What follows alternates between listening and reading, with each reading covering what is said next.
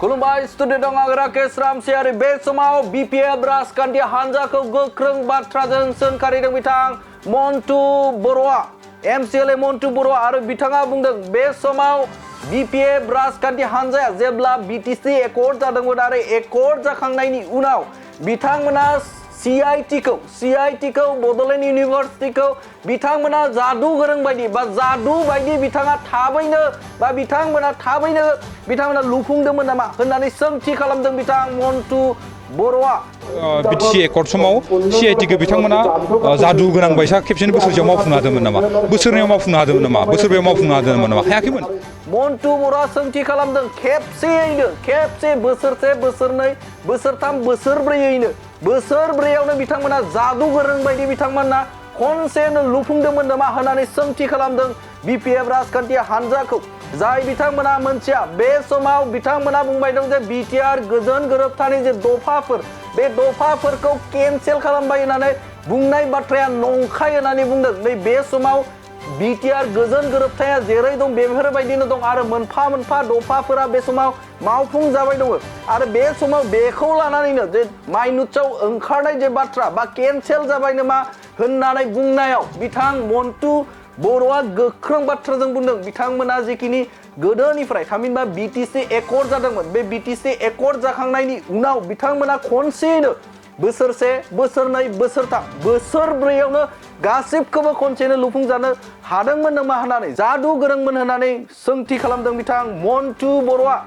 आरो बिथाङा बुंबावदों बे समाव बैफोर बाथ्राखौ जिखिनि बिटिआरनि जे दफाफोर बे दफाफोरखौ केन्सेल खालामबाय बुंनाय बाथ्रायाव बे समाव खाम्फा बरगयारिखौ बिथां मन्टु बर'आ बुंदों जे बिथाङा सासे एमसिएलए ना बिथाङा सासे इएम ना सासे दैदेनगिरि ना मन्थ्रियानो जाखो बिथाङा जे बेफोर बाथ्राखौ बुंनो केन्सेल खालामबाय होननानै बाथ्रा बुंनो बिथाङा मन्थ्रि नामा एमसिएलए नामा बिथाङा जायखिजाया बिबानगिरि नामा जे बिथाङा बेखौ केन्सेल खालामनो बिथाङा सोर बिथाङा सासे केन्डिडेटबो नंथ'आ दासान्दि होननानै बाथ्रा बुंदों बिथां मन्टु बर' आरो मन्टु बर'आ गोख्रों बाथ्राजों बुंदों जे बेफोर बाथ्राखौ बुंनायनि सिगां बिथांमोना सानग्रोनांगौ होननानै बुंदों मानोना बिटिआर गोजोन गोरोबथा बे गोजोन गोरोबथाया दा मावफुंनायनि लामायाव आरो बेखौ लानानै राजखान्थि खालामनो गोनां बाथ्रा गैया होननानै बाथ्रा बुंथिनायखौ नुनो मोनदों बे समाव मन्टु बर'आ जे बुंनाय बाथ्रा जे बिटिसि गोरोबथा बे बिटिसि गोरोबथाखौ जे बोसोरसे बोसोरनै बोसोरथाम बोसोरब्रैनि गेजेरावनो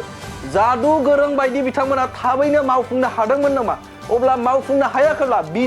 बिटिआर गोरोबथाखौ मा जाहोनाव बिथांमोना थाबैनो मावफुंजानोखौ लुबैदों होननानै सोंथि खालामदों बिथां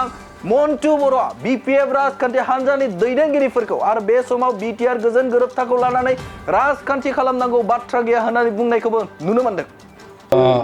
राजखान्थियारि माखासे रावफोरखौ बिथांमोना थोंजोङै बाहायनो हायो बेयाव जोंहा बुंनो लागा बाथ्रा गैया जाय रावफोरा जोंनि संबिजितारि रावफोर बेयाव आंहा बुंनो लागा बाथ्रा गैया नाथाय बिथाङा केन्सेल जाबाय माबा जाबाय होननानै बुंनो अधिकार गैया होननानै आं सानो मानो होनबाथाय बिटिआर एकर्डनि मोनफ्रोमबो दफाफोरा दिनैसिमहालागै केन्सेल जायाखै आरो बे केन्सेल जायैनि बिदिन्थिखौ नोंथांमोना ओजोंहाय मोन 22था गामि होननायखौ केन्सेल जाबाय होनबा जागोन नामा दा जोंनि गेजेराव तामुलपुराव थानाय माखासे माने इउनिभार्सिटि माखासे माने मेडिकेल कलेज क'क्राझारनि जिखिनि मेडिकेल कलेज बेफोर कलेजआ एअपि जाना दं एअपि गभ अफ इन्डियायाव बे एअपि जानायखौ बिथाङा केन्सेल जागोन नामा गावसिनि बिटिसि एकर्ड समाव सिआइटिखौ बिथांमोना जादु गोनां बायसा खेबसेनो बोसोरसेयाव मावफुंनो हादोंमोन नामा बोसोरनैयाव मावफुंनो हादोंमोन नामा बोसोरब्रैयाव मावफुंनो हादोंमोन नामा हायाखैमोन बिथांमोना दिनै बिटिसि एकर्डनि दफाफोरखौनो जों बोसोरथामल' जादों बे बेलायाव बोसोरथामनि समावनो मावफुंजोबनो लुगैजानाया बिथांनि थाखाय गोरोन्थि जादों होननानै आं सानो मानो होनोबाथाय बिथांमोना गावनो 17 बोसोराव मावख'नो हायाखै दा बे रोखोमाव रायजोफोरखौ बिथांमोना थगायनो नागिरदों केन्सेल जाबाय माबा जाबाय होननानै रायजोफ्रा टेक नुलांबाय थागोन दिनै क'क्राझार इउनिभार्सिटिनि बाथ्राखौ सेन्ट्रेल इउनिभार्सिटिनि बाथ्राखौ माखासे एअपिनि बाथ्राखौ बिथांमोना लासै लासै नुलांबाय थागोन होननानै आं सानो ओंखायनो खाम्फा बरगयारि बिथाङा सरकाराव दं ना माव दं बिथाङा एमसिएलए ना एमएलए बिथाङा केन्सेल जाबाय होननानै बुंदों बिथाङाथ' एडमिनिस्ट्रेटिभ लाइननिफ्राय सोरबा इएमनिफ्राय सोरबा एमसिएलएनिफ्रायथ' बे रावा ओंखाराखै केन्सेल जाबाय होननानै सोरबा अफिसारनिफ्रायथ' ओंखाराखै बे रावा केन्सेल जाबाय होननानै बिथाङा सासे बिजाथि बिपिएफनि बिजाथि दासिमबो बिजाथि जाबावाखै जागोनसो फालथु बिजाथि ना MCLA ना MLA ना मन्त्रि ना MP बिथाङा केन्सेल जादों होननानै बुङो बिदिथ' रावबो जेबो जायाखै बिनिफ्राय बिथांनि रावनिफ्राय रायजोफ्रा बुजिना लानायासो दरखार दं बिथाङा दि बेसे मिसलिया बे 17 बोसोराव बिथाङा दि सोरखौ थगायबोखो दिनै बिथाङा 17 बोसोरनि उनावबो जोंनि सरकार थानाय समावबो सासे साधारन मानसि हिसाबै बिथाङा सरकारनि माखासे आसनिफोरखौ थगायदो होननायाबो बे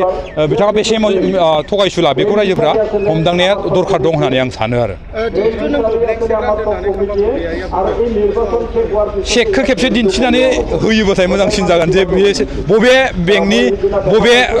चेक मा चेक मानि थाखाय होनाय जादोंमोन बबे बेंकनिफ्राय चेक होनाय जादोंमोन बे चेकआ ब्लेंक ना मा बेखौ खिन्थिनानै होयोबाथाय मोजांसिन जागोन ना जोंनि डेम' चेक स्टेजाव राननाय डेम' चेकखौनो बिथाङा भुल बुजिनानै ब्लेंक चेक होफ्लांदों ना मादोंथाय बेखौ खेबसे खिन्थिनानै होयोथाय मोजां जायो आरो बिथांमोना दा आथिखालाव ओरैबायदि मोनसे गोसोआव साननाय फैबाय जाय साननाया बेले बेजे दिनै बिथांनि समस्थिनि बिथांनि नांजाबना थानाय बिथांनि लोगो बिथांनि खिरख'नाय लोगो बिथां चन्दन बिथाङा जोंनि गेजेराव फैगौ 12 खालार खालि जइन जानायनि जिखिनि गिनाय दाखालि बावै बिथांनि लोगो सालबारि समस्थिनि MCLA मानगोनां जय मुसाहारि बिथाङा जइन जानाय आरो कक्लाबारि समस्थियाव गोबां इउथनि दैदेनगिरि माखासे गोजाम BPFनि दैदेनगिरिफोरा BPFनिफ्राय UPPLआव जइन जाफैनायनि जाहोनाव बिथांमोना समखिखांनायनि जाहोनाव रायजोखौ मोनसे भुल मोनसे लामाजों दैदेनलाङो बिथांमोना आरो फिन खेबसेबाव नाजादो होननानै आं सानो आरो जोबथि सोंलु हिसाबै नोंथांमोननिनो लोगो सरकारमोन GSPआबो नाथाय EMखौ बोखारबाय सरकारजों थायाबाथ' EMखौ बोखारखागोन बेयोथ' आरो बुंनो लागा बाथ्रा नङा जाय सरकारजों थागोन सरकारजों लोगोसे सापर्ट होगोन बिथांखौ सरकारजों थाफानानै जिखिनि खाबु मोननांगौ बे खाबुखौ मोनगोन आरो जुदि सरकारखौनो नांगौ समाव जुदि हेफाजाब होआबा जोंजों सरकारजों गैयाबा बेखौथ' बोखारखागोन आंल' नङा बियो बा UPPLआल' नङा बियो बयबो दोलोआनो बेफोरबायदि हाबाफारिखौ मावखागोन बेयो मोनसे आफादनि बेरेखा खामानि मावदों मावाखै होनाखै नाथाय बिथाङा सरकारखौ सापर्ट होआखै नङा होमबा आफादाथ' बिथाङा GSP जों UPPL नङा होमबा आफादजों जोंहा सोमोन्दो गैलिया नाथाय सरकारनि जिखिनि खामानिफोर बे खामानिफ्राव बिथाङा जोंखौ हेफाजाब होआखै बेनिखायनो जोंनि मानगोनां चिफ बिथाङा बिनि सायाव एक्सन लादों आरो बेथ' दिनै UPPLनिल' बाथ्रा नङा दिनै BTCनिल' बाथ्रा नङा गासै आसाम गासै भारतआव गासै हादोरफ्राव बेफोरबायदि हाबाफारिया जाखागोन बेखौ बुंनो लागा दं होननानै आं साना आरो